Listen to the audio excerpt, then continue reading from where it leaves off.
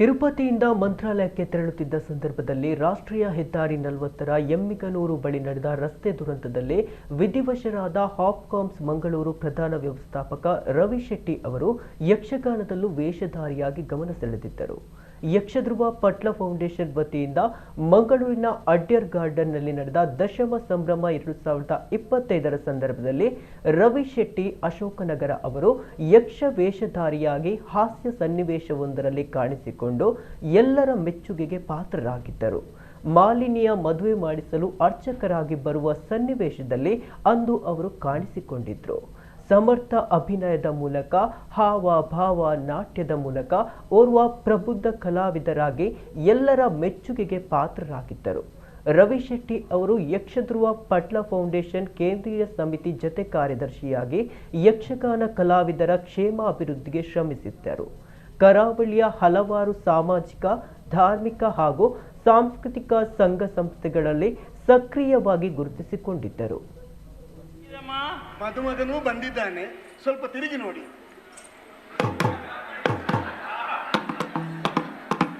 ಇದು ಕಾಗೆ ಅಲ್ಲ, ಮತ್ತೆ ಕಾಗೆ ಸಂತಾನದವನು. ಪುರೋಹಿತರೆ, ಇನ್ನು ತಡ ಮಾಡುವುದು ಸರಿಯಲ್ಲ. ಆ ಹುಡುಗಲ್ಲ, ಸ್ವಲ್ಪ ತಿರುಗಿ ನೀವು. ಇವರ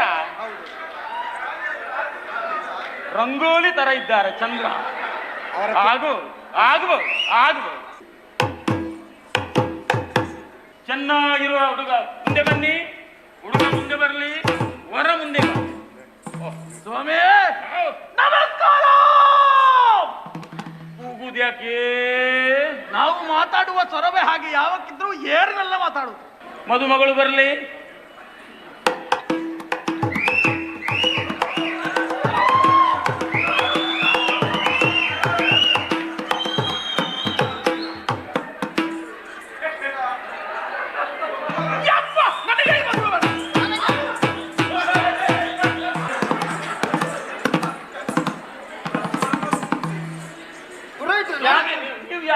ನಾನು ಮದುಮಗ.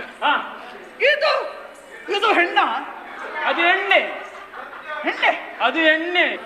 ನಿಮ್ಮ ಹತ್ರ ಹೇಳಿದ್ದು ಮದುಮಗಳನ್ನು ಕರೆಸಿ ಅಂತ ಹೇಳಿ, ಇದನ್ನೆಲ್ಲ ಕರ್ಕೊಂಡು ಬರ್ತಾ ಇದ್ದೀರಲ್ಲ, ಇದೆಲ್ಲೋ ಆ ಕಡೆ ಸುಂಕದ ಕಟ್ಟೆ ಹತ್ರ. ನಿನ್ನನ್ನು ಇಲ್ಲಿ ಬಾ. ಮದುಮಗಳು ಲಕ್ಷಣವಾಗಿದ್ದಾಳೆ, ಮುಂದೆ ಬಾ ಅಮ್ಮ. ಇದೆ ಅಂತ ಹೇಳಿ, ಹಾಗಿದ್ರೆ ಇನ್ನು ಮುಂದುವರಿಸುವ.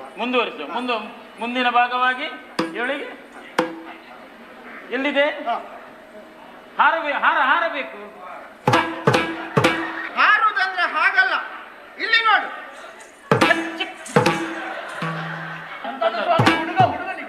ಹುಡುಗ ಹುಡುಗಿಗೆ ಮದುಮಗ.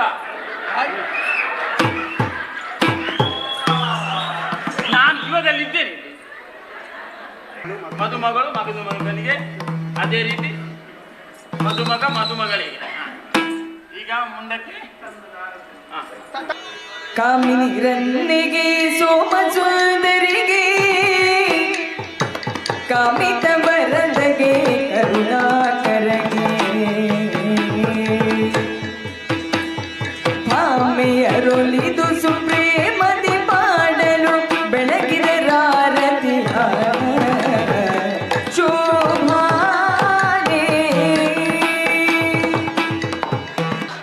ವಿದೇಶದಲ್ಲಿರುವಂತಹ ನಿನಗೂ ಆ ದೇವರು ಒಳ್ಳೆಯದನ್ನು ಕರುಣಿಸಲಿ ಅಂತ ಹೇಳುತ್ತಾ ಆದಷ್ಟು ಬೇಗ ನಿಮಗೆ ಪುತ್ರನು ಜನಿಸಲಿ ಅಂತೂ ಈ ಮೂಲಕ ಬ್ರಾಹ್ಮಣರು ಆಶೀರ್ವಾದ ಮಾಡ್ತಾರೆ. ನಿಮಗೆ ಯಾರು ಹೇಳಿದ್ರು ಸ್ವಾಮಿ ನಾನು ವಿದೇಶದಲ್ಲಿ ಇರುವುದಂತ? ಪಾತಾಳ ಅಂತ ಹೇಳಿದ್ರೆ ಅದು ವಿದೇಶನೇ.